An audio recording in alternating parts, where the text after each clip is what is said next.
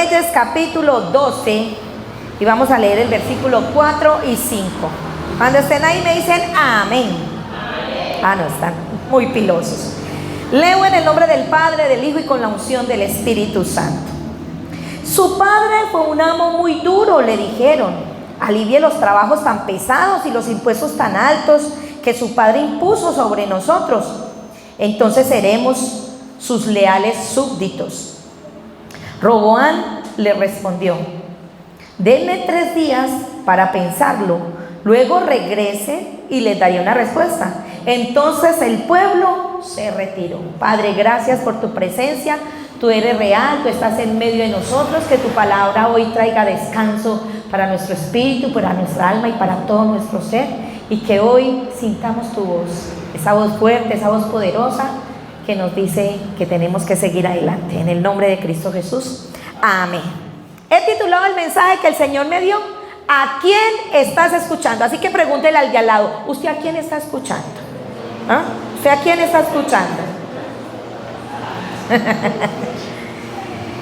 Y uno de los trabajos más reconocidos en el mundo moderno es el de asesor. Y según un diccionario bíblico, uno normal. Un diccionario normal dice que asesor, que por razón de oficio debe aconsejar y orientar. Entonces hay varios tipos de asesores. Hay asesores jurídicos, hay asesores financieros, hay asesores políticos, domésticos, sociales, diplomáticos, religiosos y hasta asesores esotéricos. Entonces no es de sorprendernos que muchos líderes mundiales consultan no solo a sus expertos políticos, sino también a su bruja, a su espiritista de cabecera, para dilucidar los problemas gubernamentales. Entonces, una mala elección del consejero puede traer consecuencias funestas a nuestras decisiones, y por eso nosotros debemos de tener claro a quién vamos a escuchar. Y hoy quiero, con la ayuda del Espíritu Santo, que observemos a quién escuchó el rey Roboán. Entonces, creo que ya se ha leído, ha escuchado mucho de Roboán, pero si no, yo le voy a dar una pequeña información: que Roboán era el heredero al trono de Israel, siendo hijo de Salomón y nieto de David. La madre era de Roboán era amonita, y Salomón era su padre, que acuérdense que Salomón se desvió y terminó adorando a dioses paganos, y la idolatría era parte de la vida de Roboán. Él siempre vivió idolatría, entonces él creció en ese ambiente. Roboán tuvo 18 esposas, 60 concubinas, 28 hijos varones, 60 hijas mujeres, y empezó a gobernar a los 41 años y gobernó durante 17 años. Entonces Roboán sube al gobierno en un tiempo donde había mucho descontento por las prácticas opresivas del rey Salomón. Los impuestos eran altos, eran elevados, y ya el pueblo estaba aburrido de tener trabajos forzosos. Entonces todos los israelitas le manifestaron su insatisfacción, la cual culminó en una asamblea que la hicieron en un lugar central que era Siquem. Versículo 1. Listo, estamos en el capítulo 12 de Primera de Reyes. Dice: Roboán fue a Siquem, donde todo Israel se había reunido para proclamarlo rey. Cuando Jeroboam, hijo de Nabat, se enteró de esto, regresó de Egipto, donde había huido para escapar del rey Salomón. Creo que usted ya escuchó esa predicación donde el rey Salomón se dio cuenta, porque por parte profética hubo una palabra que Dios le dice: ya el reino no va a ser tuyo, yo se lo voy a entregar a un súbdito suyo, yo se lo voy a entregar a otra persona, y por amor a David mi siervo solamente a usted le van a quedar 2 tribus, pero 10 tribus iban para Jeroboam. Salomón se da cuenta para quién era, intenta matarlo. Entonces Jeroboam se tiene que ir huyendo para Egipto, allá se casa y cuando sabe que Salomón muere, que ya no tiene ese miedo, ese temor de que lo maten, vuelve allí y se une con todo el pueblo. Versículo número 4. Y le dicen, su padre fue un amo duro y le dijeron, alivie los trabajos tan pesados y los impuestos tan altos que su padre impuso sobre nosotros y seremos sus súbditos leales. Gracias, gloria a Dios. Roboam le respondió, denme 3 días para pensarlo, luego regresen y les daré una respuesta. Entonces el pueblo se retiró. Roboam inmediatamente buscó consejo de los asesores que dice en su Biblia, expertos de su fallecido padre, y ellos le dijeron el siguiente consejo. Los consejeros ancianos contestaron, si hoy se pone al servicio de este pueblo y les da una respuesta favorable, ellos siempre serán sus súbditos leales. Sin embargo, Roboam rechazó el consejo de los ancianos y pidió en cambio la opinión de los jóvenes con que se había criado él, y ahora eran sus consejeros. El consejo oportuno y sano nos sirve para solucionar una situación apremiante. Sin embargo, Roboam desechó esa idea y se asesoró donde sus amigos. Esos amigos no tenían ni temor de Dios ni tenían sabiduría. Y quiero aclarar algo, que hay muchos jóvenes que tienen mucha sabiduría y hay muchos jóvenes maduros, ¿cierto? Es más, a veces en nuestro hogar, nuestros mismos muchachos nos hacen caer en cuenta del error que nosotros estamos cometiendo. Y uno queda a veces achantado, pero uno ve que hay jóvenes muy maduros que tienen muy buen consejo. Incluso Pablo le dice a Timoteo que nadie te menosprecie por ser joven. Al contrario, que los creyentes vean en ti un ejemplo a seguir en la manera de hablar, en la conducta, en el amor, en la fe y en la pureza. Versículo 10. Pero estos jóvenes contestaron, así debería responder a esos que se quejan de todo y que quieren una carga más liviana. Mi dedo meñique es más grueso que la cintura de mi padre.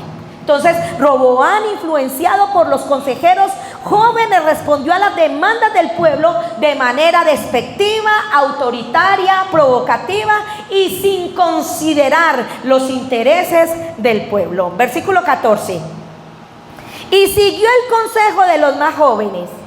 Así que le dijo al pueblo, mi padre les impuso cargas pesadas, pero yo les haré aún más pesadas.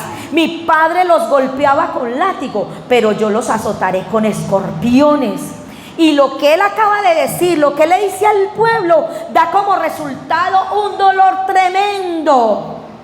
Y muchas veces el mejor consejo no es el que nos gustaría oír a nosotros, o el que nos cuesta menos trabajo, o no es el que nosotros pensamos. El mejor consejo es el que nos da más sensibilidad, más objetividad en cuanto a lo que sucede a nuestro alrededor, que nos hace reflexionar y nos presenta una posición crítica ante nuestra propia situación y pensamientos. Y lo más importante es que un buen consejo siempre nos vuelva a poner al Señor, a su palabra en primer lugar. Que pensemos más en Dios que en nuestras propias reflexiones, y que la solución sea por medio de la sabiduría y del temor de Dios. No sé si usted ha visto que alguien quiso aconsejar al Señor Jesucristo, porque a veces todo el mundo se cree consejero. ¿Le ha pasado así? Y usted tiene una situación y aquel dice una cosa, aquel dice otra cosa, y todo el mundo. Y alguien quiso aconsejar en una situación específica al Señor Jesús. ¿Quién sabe quién fue? ¿Quién? Pedro, muy bien. Y eso está en Mateo 16, 21. Y voy a leer a favor de ustedes. Jesús predice su muerte.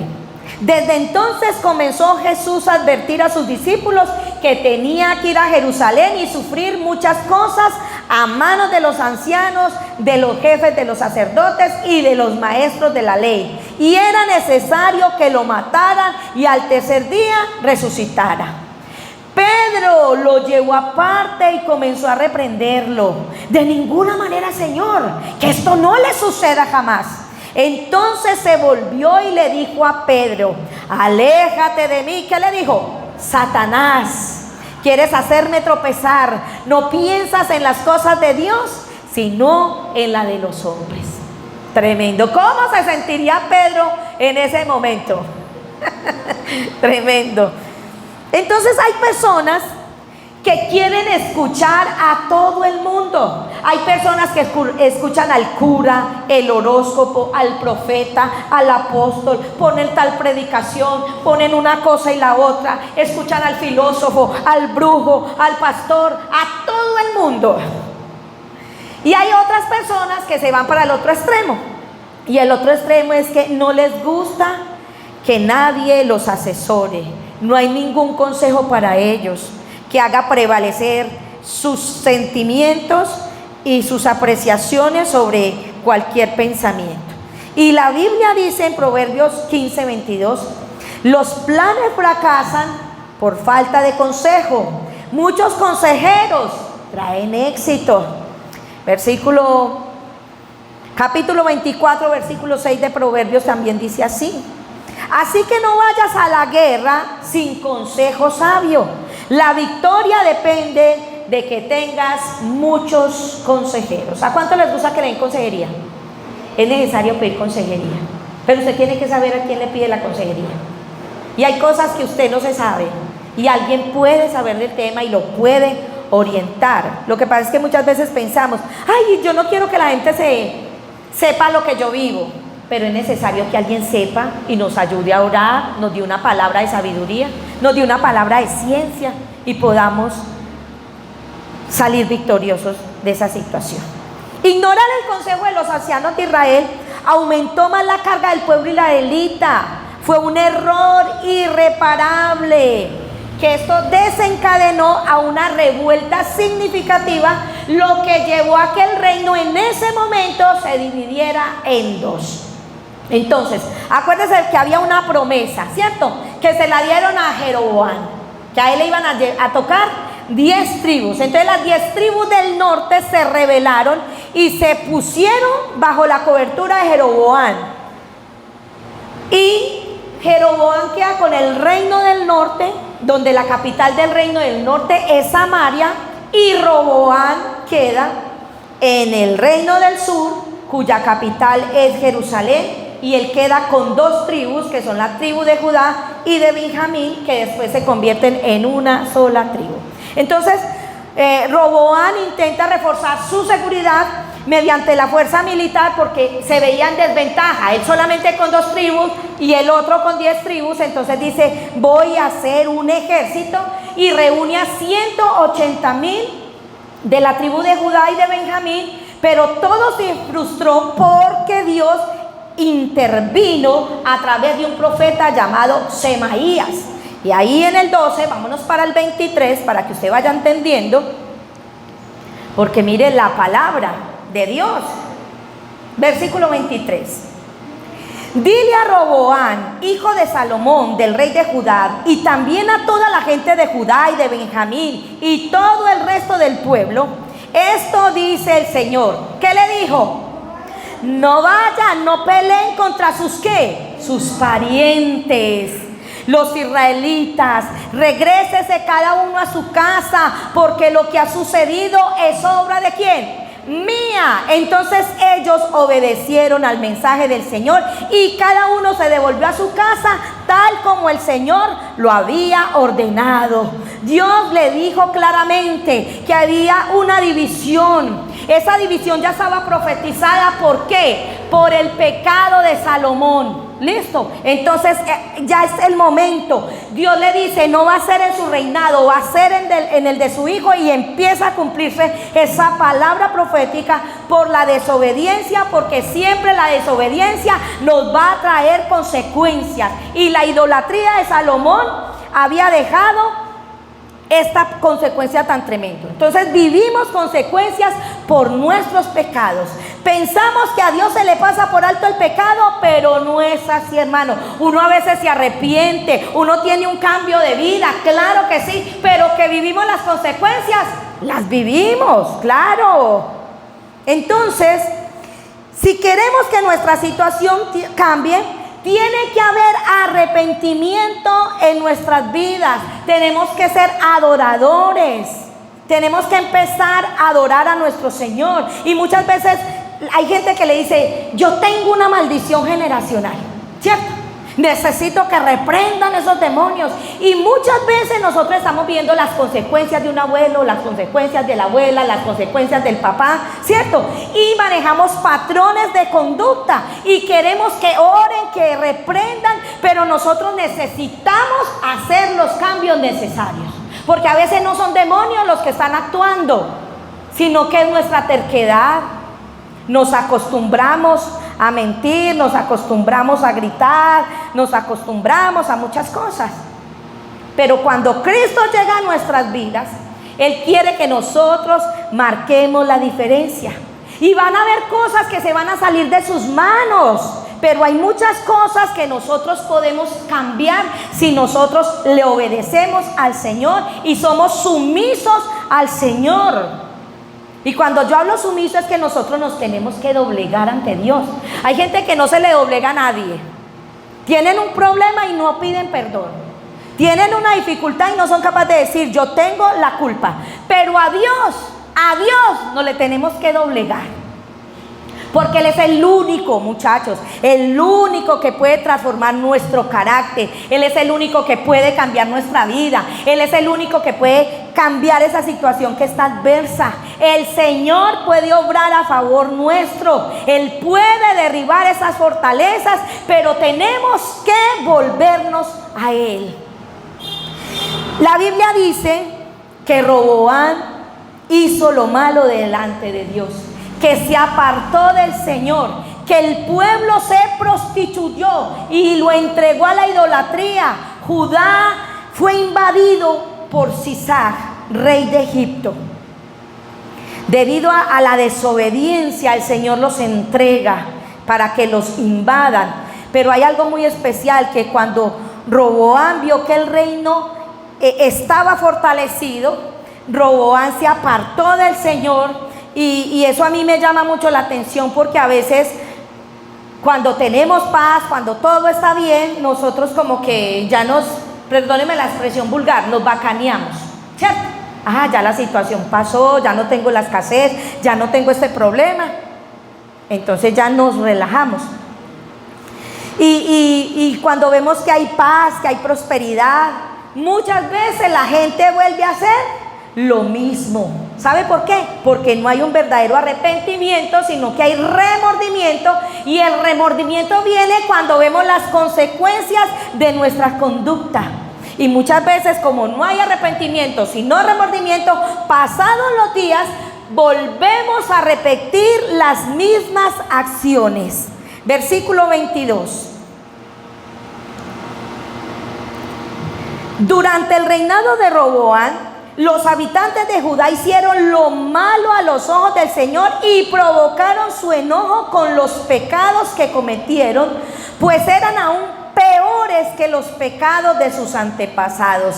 También se construyeron santuarios paganos y levantaron columnas sagradas y postes dedicados a la diosa Acera en cada colina alta y debajo de todo árbol frondoso. Hasta había prostitutos y prostitutas en los santuarios paganos por todo el territorio. La gente imitó las prácticas detestables de las naciones paganas que el Señor había expulsado de la tierra del paso de los israelitas. ¿Impresionante o no? Totalmente prostituido el pueblo, haciendo todo lo que los paganos hacían, porque también se habían unido a gente pagana. Y a veces nosotros decimos: como echan de cantaleta que el yugo es igual, pero el yugo es igual tarde que temprano nos va a traer consecuencias. Sino que nosotros a veces nos hacemos los locos, pero hay consecuencias que le ha causado a alguien estar en un yugo desigual, y no solo hablo de casarse o de tener novio, lo hablo en todas las áreas, en empresas, en muchas cosas, porque a veces nosotros pensamos de una manera y la gente que no tiene a Cristo en el corazón piensa totalmente diferente. Pero hay algo que me impacta siempre, siempre del Señor, y le voy a decir qué es la misericordia de Dios. ¿Cuántos saben que Dios es misericordioso? Amén. ¿Ha visto que usted la ha embarrado? Usted se arrepiente y el Señor lo levanta nuevamente. Amén. Amén. Porque el Señor ha sido muy bueno. Versículo 4. Me voy a ir para segundo libro de las Crónicas. Segundo libro de las Crónicas, capítulo 12, versículo 4. Yo espero hasta que usted vaya allá.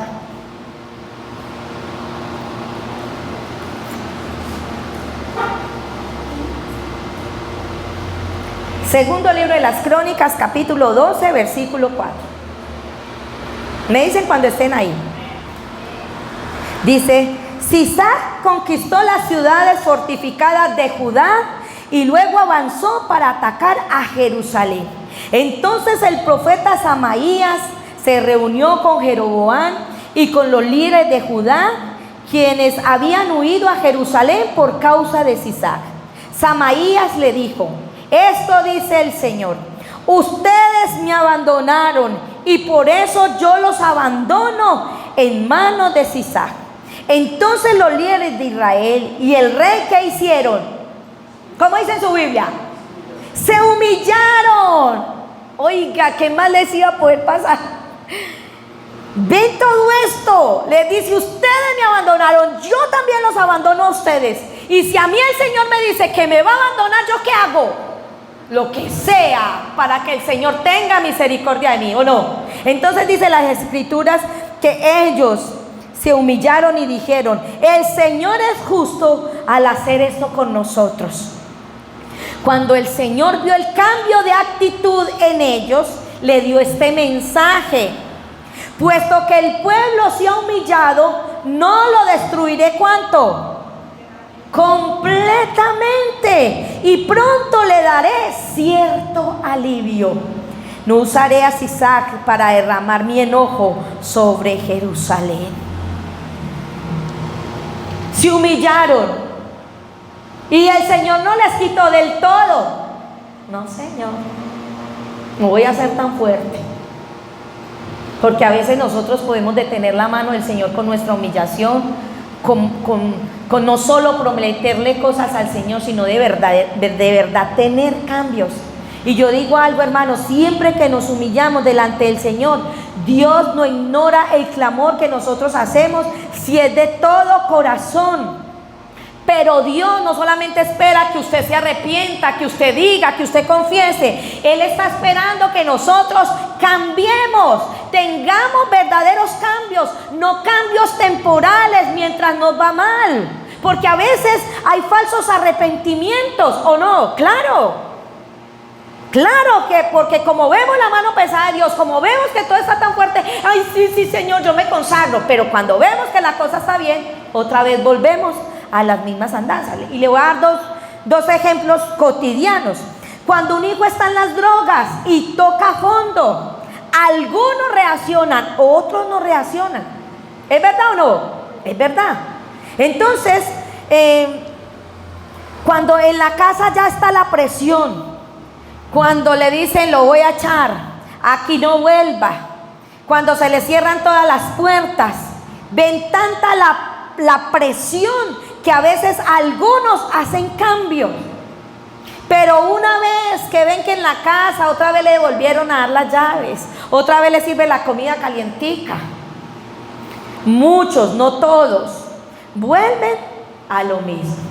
Porque el único que puede traer cambios de verdad es nuestro Señor, y más con problemas de vicio. Otro ejemplo en el matrimonio: uno de los dos cónyuges, cuando le dice al otro: divorciémonos, ya no aguanto más, no aguanto más su actitud, no aguanto más sus desaires, no aguanto más ese maltrato psicológico, no le aguanto esa tacañería suya, no le aguanto la falta de atención, los celos. ¿Sabe qué? Divorciémonos. Muchas veces eso hace que el cónyuge reaccione por temor, y en ese momento hayan cambios. Y gloria a Dios si hay cambios verdaderos, si hay cambios donde uno le diga al Señor que lo ayude, que lo transforme. Pero muchas veces el cambio es mientras el cónyuge vuelve a, ay sí, como está de lindo, como está de especial, tan tierno, ay sí. Y vuelven a lo mismo. Y la pregunta es, ¿pero por qué tenemos el patrón de conducta que es posiblemente siempre igual, la misma forma de pensar, la misma forma de sentir, la misma reacción, la misma actitud? ¿Por qué? Porque venimos de una naturaleza caída, hermanos, y solo el Espíritu Santo de Dios puede hacer algo que se llama en nosotros la regeneración. Solo Cristo puede producir cambios reales en nuestra vida, pero para que el Señor haga un cambio, nosotros tenemos que entregar nuestra vida a Él. Y no espera, ay sí, ojalá Dios me cambiara, no. Es con todo nuestro ser pedirle a Dios que empiece a orar, rendirnos, decirle a Dios, Señor Jesucristo, quiero que me transforme en ese hombre, en esa mujer que usted quiere que yo sea. Le voy a decir algo, Dios sabe cuánto necesitamos que Él modifique muchas actitudes de nosotros.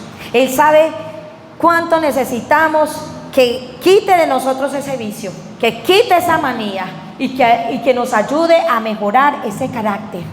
Dios sabe cuánta humildad necesita alguien y obrará las veces que sea necesaria. Y aunque usted diga, más, pero es que el Señor sí me trata. Cuando el Señor trata y trata es porque nosotros tenemos áreas que todavía no nos hemos dejado pulir.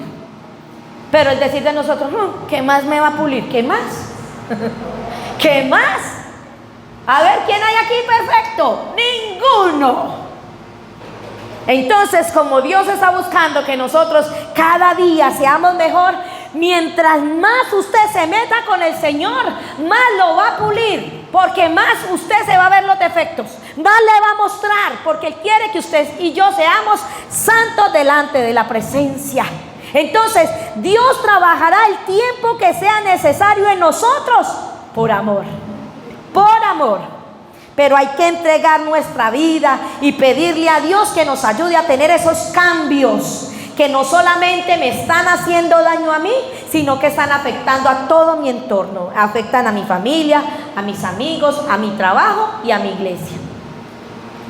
Porque es que fuera que usted solo o yo sola, él tuviera el defectico y me chocara a mí nomás. Pero resulta que ese defectico, esa manía, lo que manejamos, afecta a todo el mundo. Afecta hasta la iglesia, aunque usted no creyera, pero la afecta porque somos una comunidad, somos un cuerpo. Usted y yo podemos cambiar todo el entorno, para bien o para mal. Oiga, todo el entorno. O usted no ha visto cuando llega alguien que a usted no le agrada, que sabe que es mala gente, que usted diga, ay, lo que nos faltaba. No ha pensado alguna vez, mire quién llegó, hasta aquí nos llegó la dicha. Y así como hablamos despectivamente de la gente, también alguien puede decir, uy, llegó, qué bendición, te estábamos esperando. Y usted saber que usted es de bendición. Así que nosotros podemos cambiar todo nuestro entorno y ojalá sea para bien. Seguimos ahí en 2 de Crónicas capítulo 12 versículo 8. Dice, acuérdate de la historia que estamos leyendo, que el Señor dice que los va a ayudar, pero no del todo. O sea, va a alivianar la carga. Versículo 8. Pero serán súbditos de Sisac, para que conozcan la diferencia entre servirme a mí y seguir a los gobernantes terrenales. Tremendo. Y a veces por desobedientes, por no obedecerle a Dios, terminamos con el enemigo encima, oprimiéndonos. Yo creo que usted y yo hemos visto la diferencia cuando estamos buscando el Señor y cuando estamos poniendo toda nuestra parte para agradar a Dios, y que cuando vienen las dificultades, cuando vienen las adversidades, nosotros vemos que podemos estar seguros porque estamos en Él. Pero si nosotros no estamos con el Señor, no podemos decir con Cristo somos más que vencedores, porque muchas veces nos vamos a sentir totalmente derrotados. Versículo 9. Entonces el rey Sisac de Egipto subió y atacó a Jerusalén. Mire que siempre lo atacó. Saqueó los tesoros del templo del Señor y del palacio real. Robó todo, incluso los escudos de oro que Salomón había hecho. Tiempo después el rey Roboam los reemplazó por escudos de bronce y los confió al cuidado de los comandantes de la guardia, quienes protegían la entrada del palacio real. Cada vez que el rey iba al templo, los guardianes llevaban los escudos y luego lo devolvían al cuarto de guardia. Como Roboam se humilló, se apartó del enojo del Señor, y él no destruyó por completo. Aún quedaban algunas cosas buenas en la tierra de Judá. El rey Roboam se estableció firmemente en el reino de Jerusalén y siguió gobernando. Tenía 41 años cuando subió al trono y reinó 17 en Jerusalén, la ciudad que el Señor había elegido entre las tribus de Israel como el lugar para honrar su nombre. La madre de Roboam era mujer de Amón y se llamaba Maana. Versículo 14. Fue el rey, ¿cómo dice? Fue el rey bueno, malvado, porque no buscó al Señor con todo el corazón. Qué tristeza. Vio Dios cómo lo ayudaba en su momento oportuno y ni así tuvo cambios significativos. Que no nos pase a nosotros así. Y la pregunta de esta noche es: ¿quién es tu asesor? ¿De quién recibes consejo? ¿De tu mejor amigo del mundo? ¿De un TikTok? ¿De un YouTube? ¿De tus padres? ¿De un líder? ¿De quién estás recibiendo consejo? Porque Isaías habla de Jesús en una profecía. Y en el capítulo 35 de Isaías, voy a leer a favor de ustedes, versículos 5 y 6, dice: entonces los ciegos verán y los sordos oirán. Los cojos saltarán como venados y los mudos cantarán de alegría, porque brotará agua de la tierra seca y manantiales en el desierto. Aquí está hablando el profeta Isaías de nuestro Señor Jesucristo, que con él se iban a abrir los ojos de los ciegos y iban a ver. Entonces, dejémonos aconsejar del Señor, de la palabra de Dios. Decirle al Señor: Jesús, hazme ver las cosas que yo no he podido ver. Déjame, Señor, tener una visión espiritual grande, poderosa. Dígale al Señor: Señor, abre mis ojos. Porque a veces cantamos: abre mis ojos, oh Cristo, pero no lo hacemos con conciencia. Cantamos y nos parece muy chévere, pero tenemos que pedirle al Señor: abre mis ojos, Cristo, ayúdame a ver esos patrones de fracaso, para que yo no sea esclavo de mis pecados, para que yo no sea esclavo de mis malas actitudes. Ahí también en Isaías 55:11 dice: así será mi palabra que sale de mi boca. No volverá a mí vacía, antes hará lo que yo quiero y será prosperada en todo aquello que la envíe. Entonces necesitamos decirle al Señor que quite los tapones de nuestros oídos para que escuchemos la voz suya. No quiero escuchar la voz de un mal consejero. Tenemos que aprender a orar al Señor y decirle: no quiero un mal consejero, no quiero que se acerque ese murmurador, no quiero que se acerque alguien que venga a intrigarme. Yo quiero oír la voz del Señor. Y es fácil que alguien venga a meternos intriga, ¿o no? Claro. Y si usted presta sus oídos para la intriga, para la murmuración, usted y yo no vamos a prosperar y no vamos a oír la voz del Señor. Y tenemos que decirle al Señor: hey, quiero escuchar tu voz, Señor. Nuestro Señor quiere que nosotros marquemos el camino de otros que vienen detrás de nosotros, y que la lámpara que es la palabra del Señor, alumbre nuestros pies para que nosotros no nos desviemos. La Biblia dice: admirable consejero, príncipe de paz. Y cuando dice consejero es porque Él quiere guiarnos, quiere darnos de su sabiduría para que tengamos una mejor vida, para que usted y yo podamos cumplir los propósitos de Dios. ¿Y qué tal si esta noche le decimos: Señor, yo te necesito? Quiero que tú seas mi asesor, mi consejero. Yo quiero que tú seas mi guía, Señor, para yo no tropezar, Dios mío, para que tú me ayudes a solucionar tantas cosas que tengo inconclusas, para que mi vida cambie, Dios, para que yo viva de una manera que a ti te agrade, para que yo tenga la certeza, Señor, de que siempre estás a mi lado. Y déjeme decirle que van a haber momentos en que tú y yo nos vamos a equivocar, porque es de humanos uno equivocarse, pero que el Señor también nos corrija. Déjese corregir. Uno a veces dice: yo sé que el Señor me está corrigiendo porque yo no he cumplido el propósito de Dios. Dios me habló y me dijo que hiciera esto y no lo hice. Y uno a veces, el Señor lo reprende a uno, pero el Señor es compasivo y misericordioso. Señor, te entronamos en esta noche, Señor. Gracias por tu presencia, gracias por estar aquí con nosotros, Dios mío. Tú eres maravilloso, tú eres el Rey, tú eres nuestro Señor, el Salvador de nuestras vidas, Dios mío. Tú has dejado tu palabra, Señor, y tu palabra dice que no llega vacía, sino que cumple el propósito por el cual tú la enviaste. Has hecho cosas grandes, has hecho cosas maravillosas conmigo, Señor. Me has rodeado de tu gracia, de tu amor, Señor, de tu fidelidad, Dios mío. Y yo te pido, Señor, que nunca, nunca me aleje de ti. Si usted se ha alejado del Señor, dígale: Señor, nunca más me quiero alejar de ti, Señor. Susténtame con la diestra de tu justicia, Señor, por amor a tu nombre, Señor Jesús. Susténtame con tu palabra, Señor, que tu palabra me vivifique, Señor. Que tu palabra, Señor, cada vez que yo caiga, tu palabra me levante, Señor.